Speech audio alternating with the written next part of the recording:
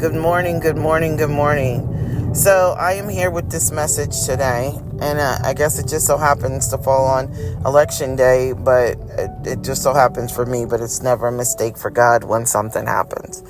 So I was driving, and as I was looking up at the sky, I saw that the clouds were covering everything, and I could see the sunlight behind the clouds. You know, you could see that the sunlight is there, but it can't get through because of the clouds.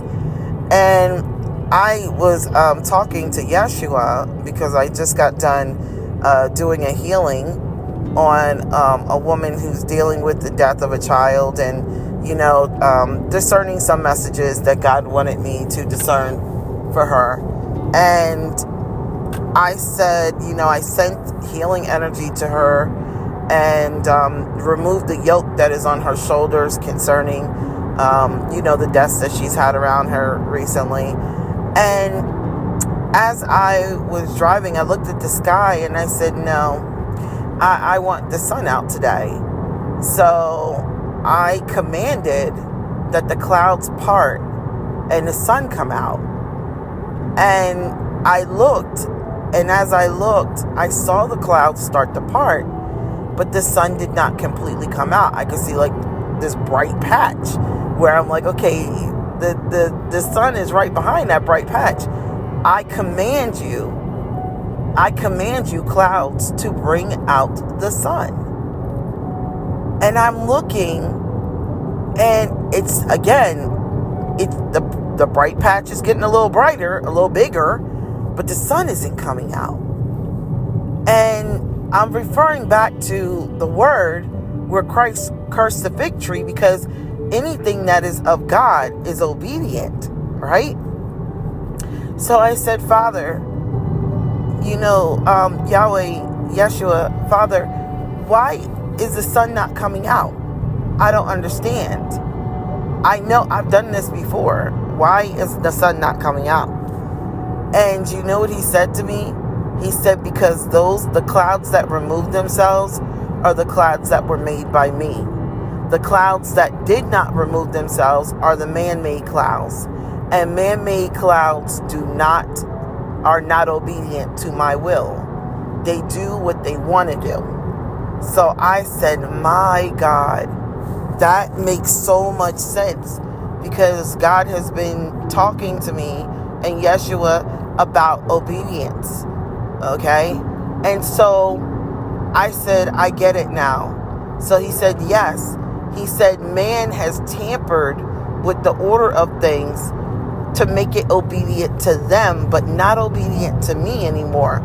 So the clouds will not move and bring out the sun when you tell it to, because all clouds don't belong to me. He said, where I have said there will be no children, man has created life and made it possible for people to have babies. And where I have told them children shall be born, man has blocked their womb and not allowed them to get pregnant and have babies. He said, man is at war with me. That is what is going on right now. Man is at war, even when it comes to my prophecy of what I say is going to happen. So recently, I've been reading the book of David, and I've been, in prophet class, we've been reading about Nathan and David and Saul, Nathan's father. And Saul did not want to accept that David was going to be the next king. He refused to accept that. Why? Because he wanted Nathan to be the next king. But Nathan was obedient to God and not obedient to his father, King Saul. So even Nathan said, listen, if God says that David is the next king, then David will be the next king. I am fine with that, because I don't want to be in disobedience to the Most High God. Okay? But Saul was not okay with that. Saul was not okay with that. Saul wanted his will to be God. He wanted to be God over the kingdom, the people. He wanted to be God in people's lives. And so he even wanted to be God over Nathan's life and over David's life. But if you go back in the word and read all the kings that were appointed over Israel, God appointed them. Okay? And then the next generation, when the next generation was born, okay? Think about it. After David, okay, Solomon became king. Okay? So God told him, Solomon your son will go ahead and be the next king. I'm fine with that. Okay?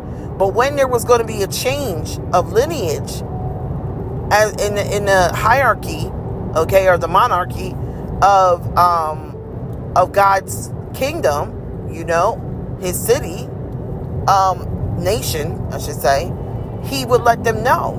Okay? So I say this to say that man has become disobedient because they keep trying to do what they want to do and not what God wants them to do. This is why we have so many children out here that are scarred, and adults that are scarred, that were children that are scarred, they're abused, they're mistreated, they're hurt, they're having to heal from past hurts from their parents, because your parents, some of these parents didn't ask God to have these children. But most importantly, no, I can't say it that way. Let me go back and rephrase it. Because those who were able to have the children were meant to have the children. Okay? But there are some out here who did spell work, who did magic, or who used sexual manipulation to try and get women in bed when they knew that they weren't supposed to be with those men or women, or they weren't supposed to have those children. But they're like, well, I'm going to manipulate them. I'm going to lie. And because, if you're not in communion with God, your discernment would be down. So some of you guys, you've gotten back in communion with God, and you're like, I don't understand how I could have even fell for that crap. Because now that I'm in communion with God, I see the truth. So I just think it's crazy that I didn't see it before. Like I said, when you're in communion with God, you're open, your discernment is there. Okay? So I'm talking, and he's telling me this is what the war is about. And I was like, okay, I'm starting to get it. He's like, some people are trying, he said, when it comes to the politics, and just not even just Trump and Kamala, in general, he's like, there's part of your politics that wants to do what they want to do. They want to create what they want to create, irrespective of what I have told them that they are to create, or I have told them what they are meant to do. And he said, because of this, that is why I am shutting things down. I am changing things. So the Most High is telling me, do you see how we can't grow crops and we can't do certain things? Some of these things we're supposed to be able to do. Okay? Think about it this way. We talk about plants and vegetables and so on and so forth, right? Think about how we have, fruits without seeds in it. You have seedless watermelons. So what happens? You can't grow watermelons. If you wanted to take your money and invest it into growing, watermelons or fruits and vegetables of your own, if you go out here and buy the seedless stuff, you can't do that. So now man is now taking control over what you can and can't grow. And I'm not going to lie to you. He's telling me there's even going to come a time where they're not going to want to sell seeded watermelons anymore because people aren't buying them. So people, in other words, farmers who are creating seeded watermelons, their challenge is that people want the seedless watermelons. And that means if they can't sell their seeded watermelons, then they're charged with the obstacle of, do I continue to grow seeded watermelons like I feel God is calling me to do? Or do I walk away from growing seeded watermelons to go to seedless because that's what the people want to eat? Even though it's not what God wants for them, it's what the people want. Okay? But then the farmers, those farmers will start to lose money because now they grow seedless watermelons. That means that they have to do what? They have to get seeds, fresh seeds every year to grow their watermelons. Whereas before they could grow their watermelons with the seeds and they could just scoop the seeds out and have seeds for the next season out of a couple hundred of the watermelons that they kept behind. You understand what I'm saying? So God is saying man is trying to become its own God. And that's not going to end well, y'all. And it's crazy because he's telling me that the Spirit of the Lord is telling me that man wants to become its own God. But then when something goes wrong, or they make the wrong decision, or they wreak havoc, or they create obstacles and things that they cannot handle, then they want to call on God and say, Most High, save us. Can you help us? But you didn't ask him when you were doing these things and you were making these decisions that were not for your greatest good. You understand what I'm saying? So I don't know. That was the message that he was giving to me this morning. He said they have changed. They're trying to even, we've been hearing for the longest time controlling the weather, haven't we? Yes, they are. They're taking control over the weather. So you get to determine how much sun we get? So you mean to tell me sun, which has vitamin D and blessings, you want to control how much sun we get from the Most High? I'm telling y'all, this is not going to end well. The level of control that they want over us and over the people, they want more control than God has. That's basically what they're saying. We want to take his place in people's lives, in humans' lives. We want to dictate everything in people's lives. And God is like, but that's not how I designed it. I designed it for my people to have free will and be able to make certain decisions. And man, is, for the sake of a dollar bill, man wants to take that away from you. So that's what I have for you. I just wanted to share that with you. The Lord is trying to get things back in balance in the world. It's not just this country, it's the world. Okay? So continue to have faith in God's plan and stand in your truth. It's not easy. I've done it. It's not easy, but it is worth it. Okay? And so please support our organic fruits and our fruits with seeds in them. Okay? Because I'm telling you, if we don't sell them, they're going to have to switch over to seedless.